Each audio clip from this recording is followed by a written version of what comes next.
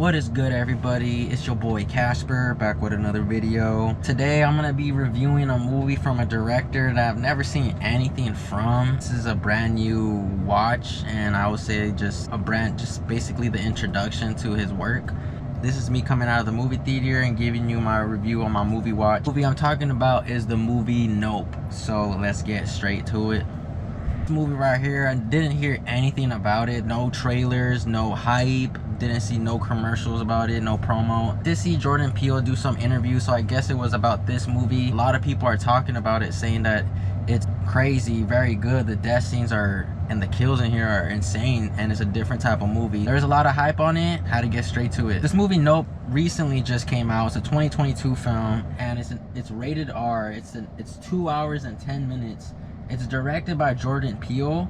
Actors are Daniel Kaluuya, Keke Palmer, Brandon Perea, Michael Wincott, Steven Yeun, Keith David's in the movie, so that was pretty dope to see. I'm gonna just start off by saying what I liked about the movie. What I liked about the movie is just how crispy and intense the camera work was. I would say that stood out for me. The camera work was really good. The storyline is very interesting as well. Good idea. Basically go crazy with this storyline.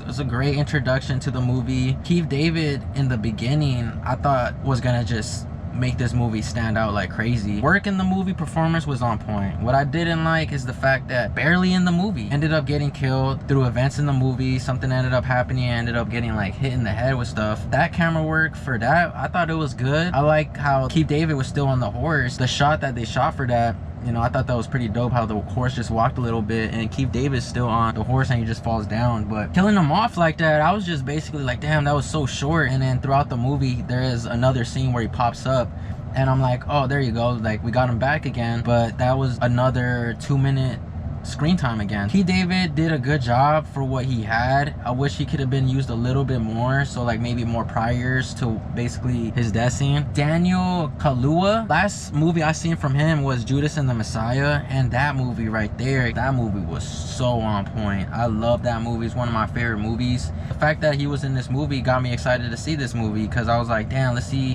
how he ends up playing this role.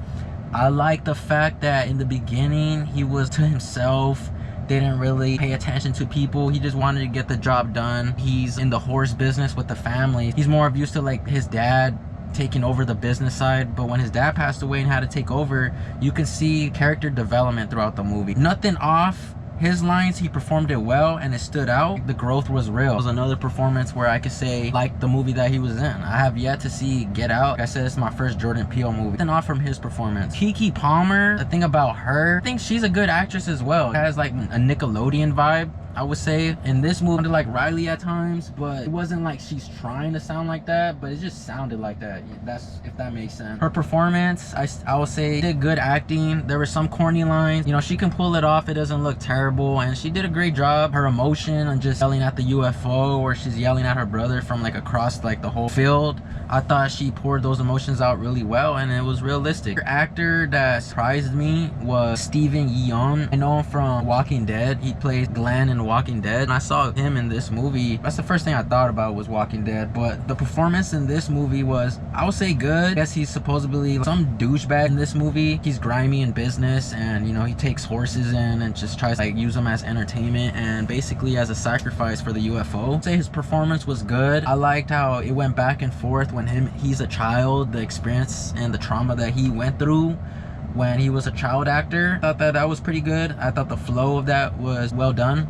But his performance, nothing off. It was just interesting to see him in this type of movie. It wasn't weird at all. I would say it was dope to see. Guy who helps OJ and helps Emerald out with UFO sightings. It's like a technician at Fry's. His name is Brandon Perea. He plays the character Angel Torres in the movie. His character is like the comedic relief in the movie, and it was pretty funny. I don't want to say this movie was funny, because people are saying that this movie was funny and it made them laugh. There was this good humor with just like emotions and facial expression. Some lines I guess you could laugh, but it wasn't funny. The movie was not funny. I would say that Brandon Perea did a good job in the movie. His style and his mannerisms did fit. You could tell that he was just interested and trying to help the brother and sister out, figure out this UFO. There was nothing off from him. Another character is Michael Wincott. He plays the famous director in Hollywood. His name is Antlers Holst in the movie. And I would say that he did a good job on just playing like someone who's annoying in Hollywood, who thinks they're the shit and thinks everything they do is untouchable and everything they do is the best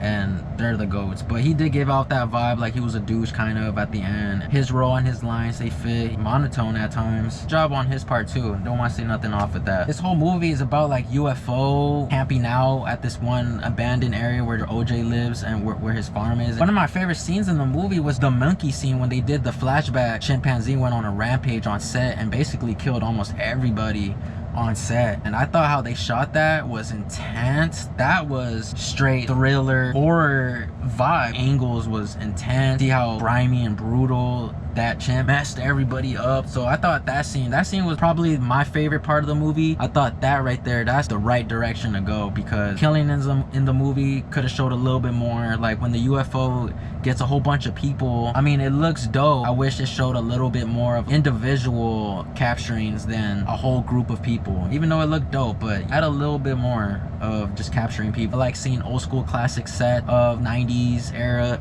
the era of that time. So how they shot that was good. That's basically what I'm trying to say, is the shots in the movie was good, very good. They chose beautiful shots. I like the scenery shots in the movie. The transitions, very creative. There was a couple one takes in the movie and I was like, oh, look at a one take. Jordan Peele is a creative dude, beautifully shot, you know. So one thing I didn't like about the movie is that it kind of dragged very, very bad. 5-second scene could be cut to 8 seconds but still show the same emotion or show it even harder. A lot of people can get bored of that. People in the movie theaters were getting up to use the restroom because I felt like it was a drag. The interest was lost. People want to see things quick. Like Godfather is almost 3 hours or 3 hours and I didn't have to use the restroom once. And I was drinking a beverage. Another thing I didn't like is the UFO. Bro, like the UFO looks straight up the bottom of a hat. The bottom of a hat, bro. Kind of killed the excitement to see the UFO. Beginning kept us guessing with the UFO. The anticipation to want to know what was going on was real. But when they showed the UFO, it's like, oh damn. But it wasn't on no Jaws. You see the shark in Jaws and you're like, bro, really? It looks like a rubber ducky. UFO could have been a little bit show less. It would hit more. Another thing I didn't like is just basically how Glenn died, aka Steve, aka Ricky. Sacrificed himself and that's basically it. You don't really see how he dies. At least add some bone crushing and some effects in the movie to show it was a brutal death. I guess the camera work when you do go in the UFO, it was okay. That was kind of creative. First half flowed really good and then the second half was kind of draggy. When they bring the monkey scene, it's like they needed that extra oomph for the movie to flow good. The soundtrack helped it in many aspects where it drags. Acting was good. The energy was real for every character.